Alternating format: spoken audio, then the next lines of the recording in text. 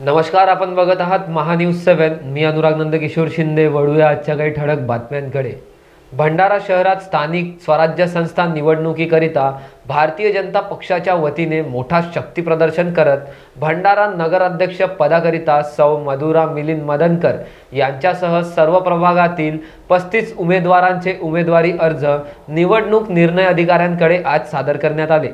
या रॅलीची सुरुवात किसनलाल सभागृह सुभाष चौक येथून सुरुवात करण्यात आलेली असून गांधी चौक परिसरातील महात्मा गांधी यांच्या पुतळ्याला पुष्पहार अर्पण करून अभिवादन केले व सदर रॅलीत विधान परिषदेचे आमदार डॉक्टर परिणय फुके, माजी खासदार सुनील मेंढे, भाजपा जिल्हाध्यक्ष अशोक गोंडाने, युवा नेते जॅकीर रावलानी यांच्यासह शहरातील मोठ्या प्रमाणात भारतीय जनता पक्षाचे कार्यकर्ते हजारोंच्या संख्येने उपस्थित होते।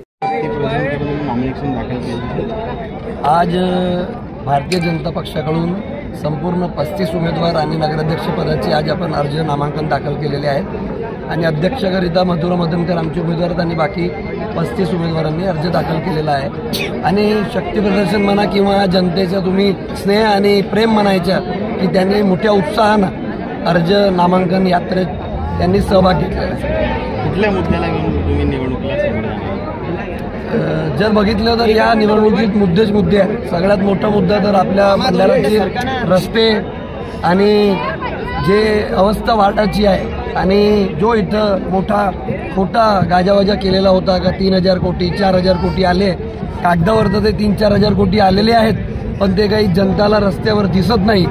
यावेळेस मला असं वाटतं हाच सगळ्यात मोठा मुद्दा आहे का इतके 3000-3500 कोटी सरकारने दिले, ते खर्च झाले कुठं आणि या विकास भंडाराचा केव्हा होणार आणि तो विकास करायसाठीच भारतीय जनता पक्षाच्या गरज आहे। कारण मुख्यमंत्री आपले भारतीय जनता पक्षाचे आहेत आणि आपले मुख्यमंत्री त्यांच्या सरळ सांगितलेलं आहे का जनतेच्या पैशाचा दुरुपयोग व्हायला नको।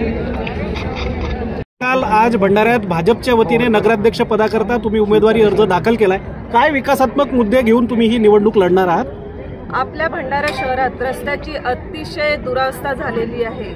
या दुरावस्थेमुळे अनेक लोकांनी आपले जीव सुद्धा गमावलेले आहे।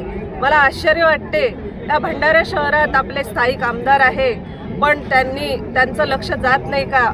इतक्या लोकांचे जीव गमावले आहेत, त्यांना हे दिसत नाही काय? मला आदर आपल्या सगळ्यांच्या सहकार्याने मी इथे नगराध्यक्ष पदावर विराजमान झाली तर नक्कीच मी ह्या रस्त्याची दुरावस्था आधी व्यवस्थित पूर्ण ठीक करणार आणि आपल्या भंडारा शहरात पाण्याची समस्या भरपूर प्रमाणात आहे। म्हणजे काही सुविधा झालेली आहे पण काही बाकी आहे तर ते पूर्ण नक्की करण्याचं काम करणार आहे।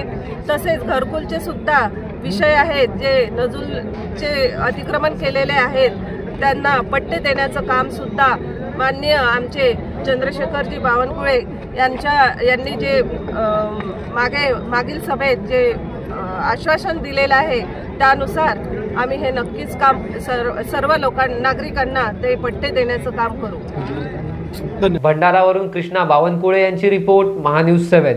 This video is sponsored by Shivam Jewelry.